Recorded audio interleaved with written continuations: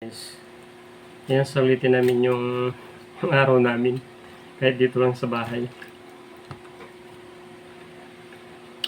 kasi alis na naman siya bukas.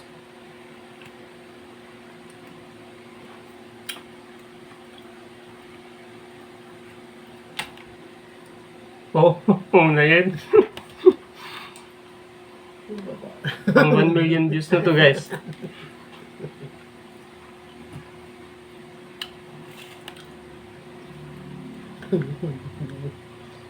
Mas maganda pala, guys, pag no, kapag magkalayo kayo ng ilang araw, mas nagiging sweet.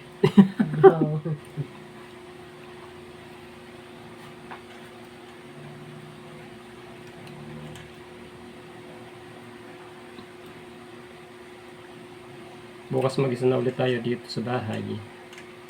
Pero gala na siguro ako. Start na akong maghanap ng pagkakakitaan, guys.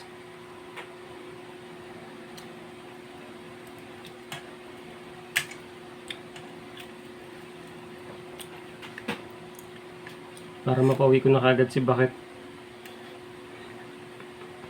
Ako na magsiseldo sa kanya. Gano'n seldo mo? 7. Oo. Kaya ko yan. Tatasan ko ng 3,000, magiging 10,000. Oh, sana nga.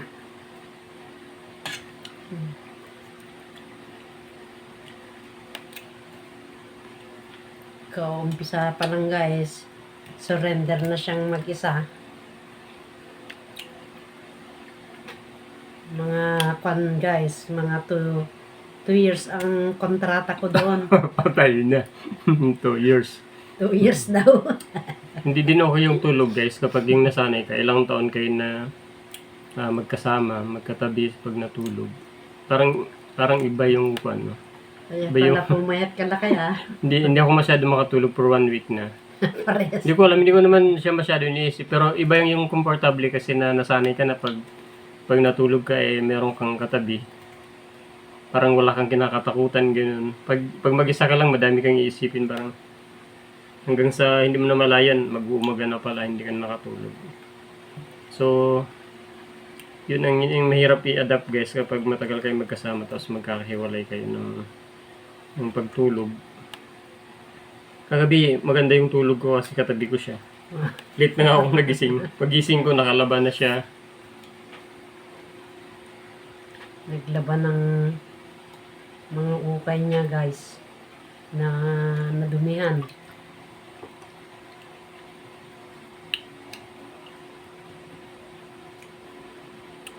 Tsaka sulitin natin, guys, yung time kasi patanda na tayo. So dapat mas maging sweet, iwas away-away na.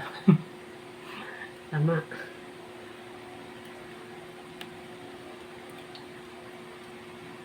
Porta nga doon ang lakay. Yun lang. Ikaw may trabaho, dapat mag-intriga ka. Intriga. Anong intriga? Sa ko na lang kukunin kapag ano na 2 years. Ipon ko muna doon.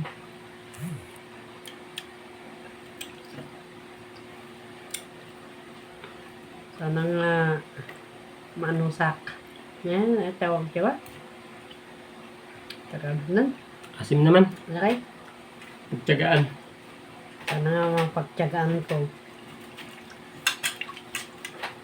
Busog. Ang sarap ng dinengdeng.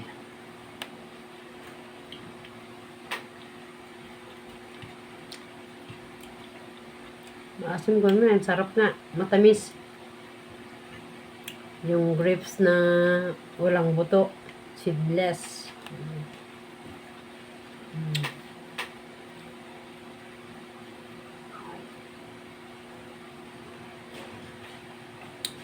Yan, guys, thank you for watching.